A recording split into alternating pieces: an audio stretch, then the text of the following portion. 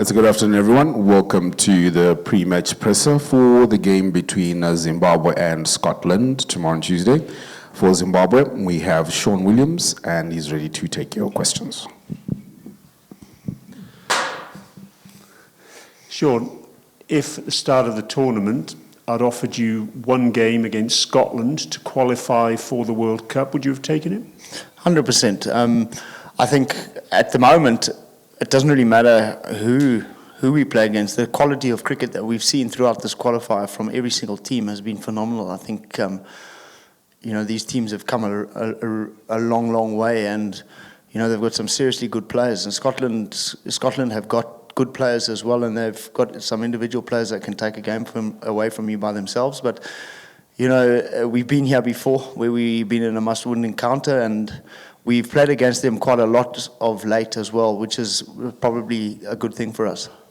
You mentioned you've been here before. I guess the talk always drifts back to 2018. How much has that been spoken of within the group? Look, it doesn't really get spoken about too much, to be honest with you. I think at the moment, staying positive and concentrating on our pattern of play and our the way we want to play is our main concern at the moment. And if we continue to do that, I think that everything will fall into place. What went wrong yesterday, and how can you put that right against Scotland? Obviously, losing those wickets up front, so it's always difficult to come back when you lose 3 in the first 3 overs. I think, when you lose 3 in the first 15, it's very different.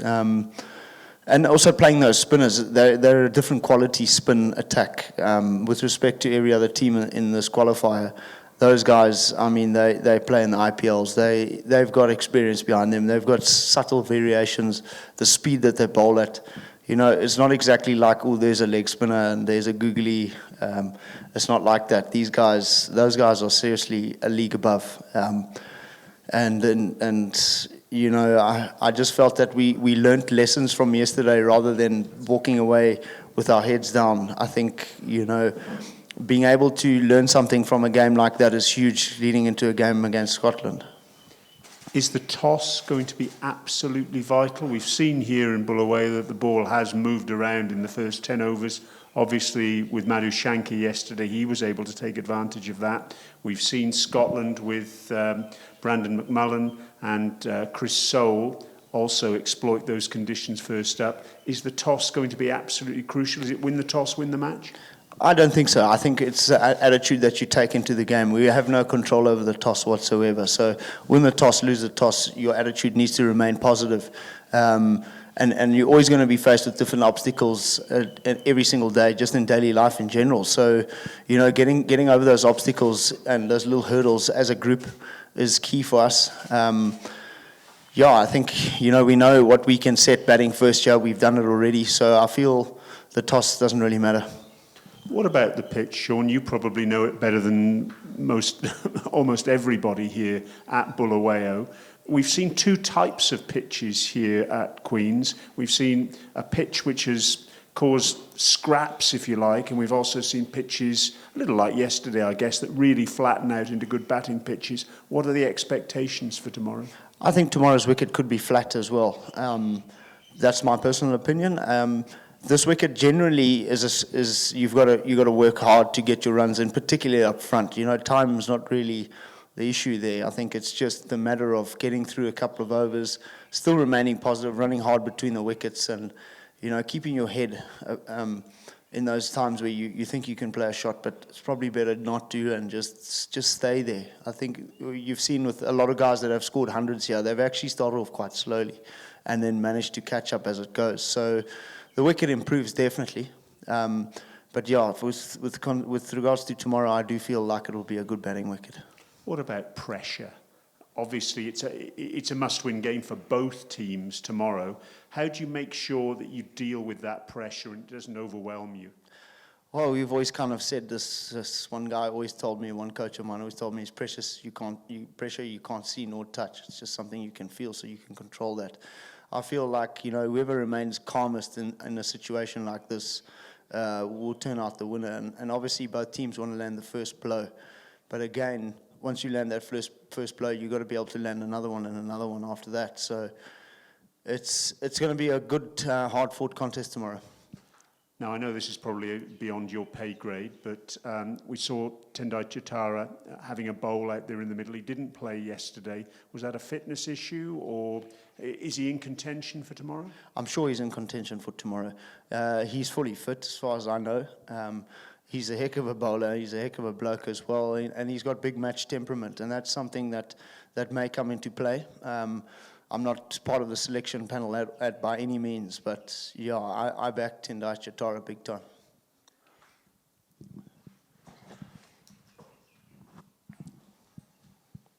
Sean, in the first 3 matches you played, the first 4 matches you played in Harare, we saw some heavy batting, tons of runs.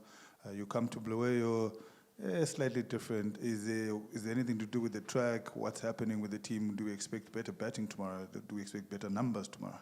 Yeah, look, I think obviously the national side hasn't played much cricket in Bulawayo of late. I actually can't remember. I think the last time was a test match. It's very different to ODIs that. So I think not having played here as a national team for so long, bar myself and maybe Luke Jongwe, we have the advantage of that. I think is obviously on the negative side of things, but the wickets in Harare were phenomenal. I think that, once you can take advantage of that power play in Harare and you can push that score, guys were getting close to 210 after 25 overs, 20 overs even. I mean, when you're scoring like that, it's really hard as a defending team or the team batting second to come and chase that down. The chance of losing wickets in the first 10 are very high in a situation like that. Look, I do expect a better turnout tomorrow from the team. I think that the crowd yesterday was phenomenal.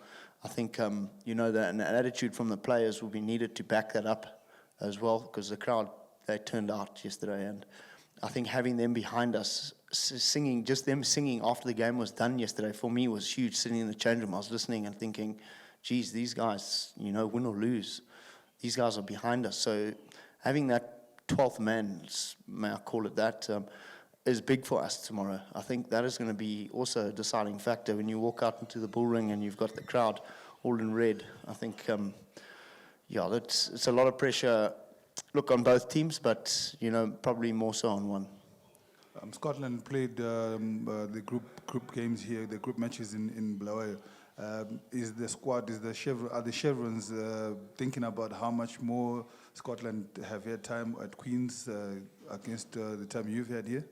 Not at all. I think, like I said, tomorrow's a different day, different hurdles and different obstacles that each and every individual will have to face, and that doesn't excuse anybody. I think, how you wake up in the morning and have an attitude towards that day is going to be key. We see we had a low-scoring match yesterday. We didn't score that many in the first game either. But also, how much of an impact has the track had on our bowling? Yeah, I think it's obviously difficult coming in and defending a low total. If you don't strike early up front with a low total on the board, and particularly on a wicket like Queen's, it does flatten out in the afternoon. There's no denying that. But it also, at the same time, the opposition's still got to score those runs. So I feel, like I say, the attitude that we have behind defending a total like that or defending a big total should never change.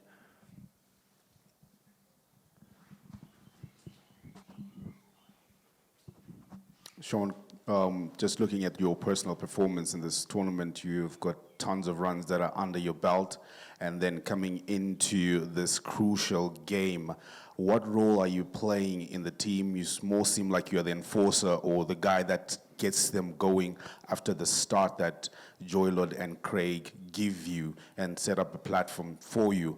Do you feel any pressure that you will also need to up it up a little more bit? And how has it been through this whole tournament? It's been good throughout this whole tournament. It's definitely mentally challenging. But, to keep yourself in that zone, you certain sacrifices have to come. And I'm glad that you brought up Joylord and Craig. I think the two of them have gone, under the radar there. I think they have definitely set us a platform to be able to go at the spinners. And obviously having to come in and face the spinners up front in Harare on that deck where it's not spinning with that extra fielder in the ring, it opens up a lot of gaps. And being able to hit the ball in the gap and get 2 or 4 and running between the wickets hard after you've had a really good start in the first 10 really puts pressure on the opposition. But, you know, individual runs, they come and they go, and you have to take advantage of a purple patch.